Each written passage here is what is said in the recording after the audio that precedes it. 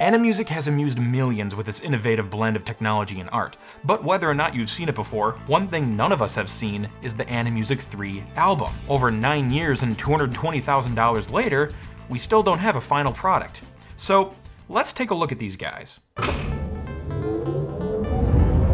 Hey guys, how are you all doing? If you're new here, welcome. My name is Krazy Ken, and Animusic has been on my mind lately, and apparently it was on the Science Elf's mind too because he just released his own video on the subject. Well, great minds think alike. This amazing blend of technology, music, and animation entertained millions of people, and with Animusic 3 on the horizon, hype was surging to new levels. But then, nothing happened.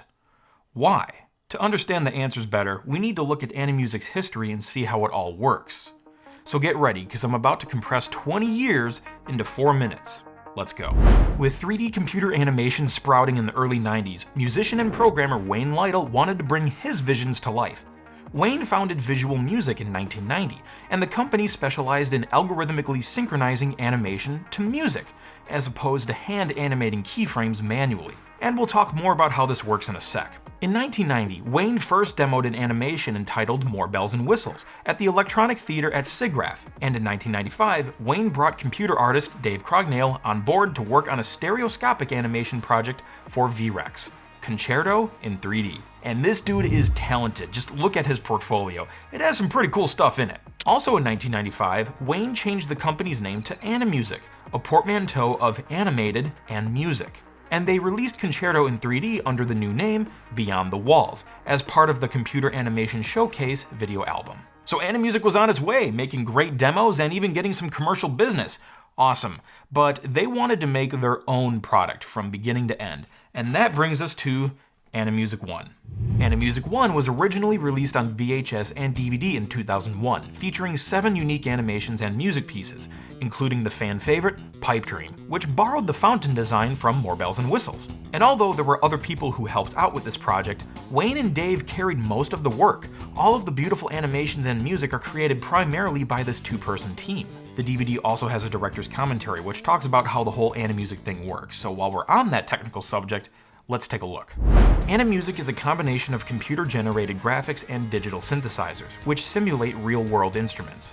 And the music drives the animation using MIDI, which stands for Musical Instrument Digital Interface. MIDI is an industry-standard protocol that enables digital music instruments to communicate with computers, among other capabilities. In Animusic's case, Wayne primarily worked on the software and music side. He did concept art as well, and Dave did a lot of the more visual stuff.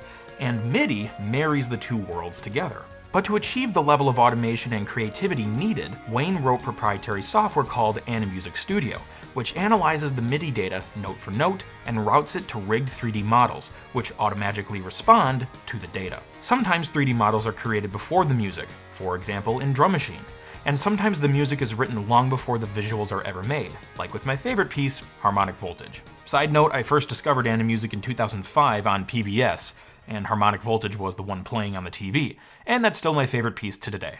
So Animusic 1 gained traction, and was well received by viewers, and Kansas, yes, the band, worked with Wayne to create box art and an animated opening for their Device Voice Drum DVD. So their name was getting around.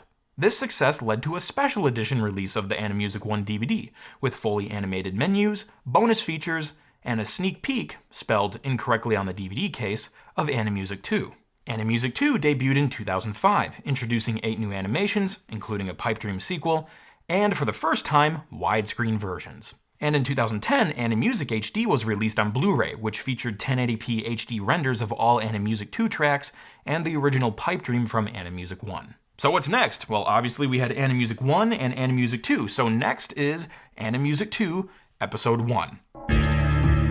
Sorry, that was a dumb Half-Life joke. 3, right? Animusic 3, that would be the next step after 1 and 2. But truth be told, I kinda skipped ahead a little bit, so we need to rewind. In summer 2006, the Animusic website announced there will be an Animusic 3 DVD. Then in September 2008, Wayne sent out a newsletter updating the public about Animusic 3. And this is where we see an important recurring theme: the production pipeline. At this point, it's been 3 years since Animusic 2 came out, and to the best of my knowledge, the public hasn't seen a single preview of Animusic 3 other than maybe this screenshot. So something has been consuming a lot of time. Now remember, Wayne writes custom software to make this stuff possible. and to speed up the release cycle of things, he wanted to change it. But that would require, for the most part, redoing the entire pipeline from the beginning.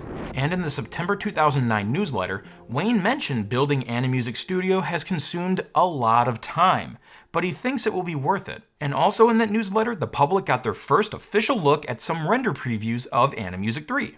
Okay, so it looks like things are going all right. We got a preview, they're redoing the pipeline, awesome. But then, radio silence. Animusic wasn't completely dead. They were doing some social media things and some PR things, so they were alive, we could tell, but not much was coming out of them. In fact, after the November 2010 newsletter about the Blu-ray release, I didn't receive any email updates from them for 2 years. But then, it happened. On August 6, 2012, the Animusic 3 Kickstarter launched, and the team hit us with a lot of 3D previews and concept art. Holy crap, they were actually working on something this whole frickin' time. Well, I'm glad we kept the faith. In the pitch video, Animusic's John Carter mentioned that 3 years per DVD was too long. Yeah, I feel that. And that 1 year was a more reasonable time frame. But to achieve that, they would need to rebuild their production system. There's that production pipeline talk again. Well, that would explain why there's been minimal activity from 2005 to 2012, but they were still working on more things. Dave modeled over 300 instrument components, which with this new system could snap together like Legos. But even still, there was more being worked on. Wayne is a musician at his core, and during this time he was working on 12 new songs, which initially I assumed were the soundtrack for the next Animusic album, but it turns out they were for a separate CD release? That seemed like kind of a tangent, not entirely sure why they were doing that, but we'll revisit that. And success! They raised $223,136 from 3,284 backers, me being one of them. Alright, the stage is set. We have these two creative geniuses, Wayne and Dave. Animusic is doing well with the public, it's doing well with the press, they have a new pipeline, they have new 3D models, they have new music, they raised enough money on Kickstarter. Oh yeah, they were ready to rock. Bring on Animusic 3. But then, nothing. Here we are, 9.5 years later, and still no Animusic 3. So, what happened? On March 8th, 2013, Wayne posted an update saying he felt bad that he did not get the Kickstarter rewards out sooner. The main item being the Sound of 12 CD, which acted as the, quote, musical soul for Animusic 3. Soul felt a little vague. I didn't really know what he meant by that. But when you listen to it, it really doesn't sound like a typical Animusic album. Animusic albums have a certain pacing to them. They have a certain way that the songs are built up and layered with instruments.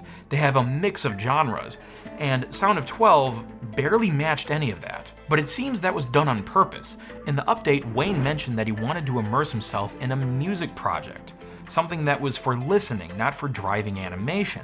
Because he was working on the software for so long, he wanted to shift gears to music again. So one might think, well, if it's not made to drive the animation, then what's the point? I'm paying for Animusic 3, why am I getting this tangent of an album all of a sudden? Was it just a waste of time? Maybe? But let's keep digging through the updates. The next update didn't come out for 7 months, and they addressed the CD coming out a year behind schedule. But then the update mentioned Wayne has been dealing with RSI, repetitive strain injury, nerve damage, and fatigue, which were likely caused by years of overworking. Most of Animusic is just a 2-person team, and Wayne has been driving this thing since 1990. He's wearing many hats. He's a concept artist, a musician, and a programmer. He's doing a lot of stuff. And on top of that, now he has the fiduciary responsibility to fulfill all of those pledges from the Kickstarter backers. So there's a lot weighing on him right now. 11 months later, the next update was posted. It was mostly just an apology, but they said they'd post on a weekly schedule, which lasted for only 3 weeks, but it was an effort. Then on the same day, Wayne Lytle's wife posted an update to Kickstarter. She said, and I quote, "It has been heartbreaking to watch what these two men have gone through," referring to Wayne and Dave. "This has taken a toll on both men, our marriages, and our children." But she closes saying Wayne has what it takes to get this done, and she also gives props to Dave. So it looks like there's some hope, and it appeared many comments were also supportive of this post. The next update came out 1 week later, and the Sound of 12 CD was pre-released to backers, so things were looking up. You could actually get the CD at the $15 level, which I did, and mine is still in the shrink wrap, so to give them credit, they did fulfill this promise. In the next update, 1 week later, they talked more about the CD. It didn't seem like much Animusic 3 progress was being made, but it's a start. Then the following week, Dave posted some concept art, and he ended the message with, "See you next week." Next week came, and nothing. Next month came, and nothing. And it seems like old habits die hard. We were back in radio silence. Then, about 10 months later, on August 20th, 2015, Wayne posted a 2,805-word update. And tragically, at this point, it really seemed like the project was dead. Wayne talked more openly about his health issues, chronic fatigue, severe depression, RSI, and Bell's palsy, and ADHD. Looking backward, one could argue that signs of ADHD were present throughout his journey. Wayne was wearing many hats, and in my opinion, it seemed like he was going on tangents and focusing on wrong things for too long. For example, working on the production pipeline restructuring for years, and spending lots of extra time making this tangent of a CD album. And this likely led to project mismanagement and work imbalance. Even the Sound of 12 Bandcamp reiterates on the work imbalance between music, animation, and software, and this is officially written on an Animusic-owned page, so they're clearly comfortable with admitting that. That lack of project management and his strive for perfectionism would absolutely cause delays. In fact, if you go through all of his updates, listen to him on the Movable Dough podcast, and watch those behind-the-scenes videos on their YouTube channel, you can really see how much of a perfectionist Wayne is. Dave and I both have a hard time sometimes letting go, so we just want to do one more tweak because we just want to get it really perfect. I give him credit for wanting to be perfect, but in many cases, perfection can be the bane of progress. But unfortunately, there was more bad news, and I was not expecting this to happen. The ever-so-talented Dave left the company. Wayne mentioned the work balance was not optimal, and it caused a strain that was ultimately unmaintainable. So after working together for most of the time since 1995, they parted ways. So now, on top of everything Wayne is already dealing with, he now has to do the art, animation, music, and software alone. But he seems persistent, and he goes on to say that as long as he's living and breathing, yes, it will be finished. And that was it. That was the last update, and that was over 6 years ago. So, from my perspective, the project is dead. I'm not aware of any other public communication from Animusic until 2019, where Wayne redesigned the website with Squarespace. We did get some new images and some other production pipeline talk, but there weren't any significant new progress updates on Animusic 3. And oddly enough, I found some copy on one of the archive sites that said, "Our aim is to provide software tools enabling teams or individual artists to create their own content." So now it seemed like they were pivoting? Were they wanting to be more of a software company? I don't know, it seemed like the focus was getting kind of pulled in two different directions again. But that copy was removed shortly after, so I'm not sure how legit that was. It could have just been a test. No idea. For the most part, aside from any minor things I might have missed, the website hasn't changed since early 2020. So what ultimately killed Animusic 3? In my opinion, it was a lack of proper focus, a lack of proper project management, combined with a constant strive for perfectionism. And on top of that, going down these other tangents like the CD and all of those years redoing the production pipeline, all of that combined together just led to poor time management, and that led to stress, and then ultimately that leads to burnout. There's a lesson to be learned from all of this, and it's focus.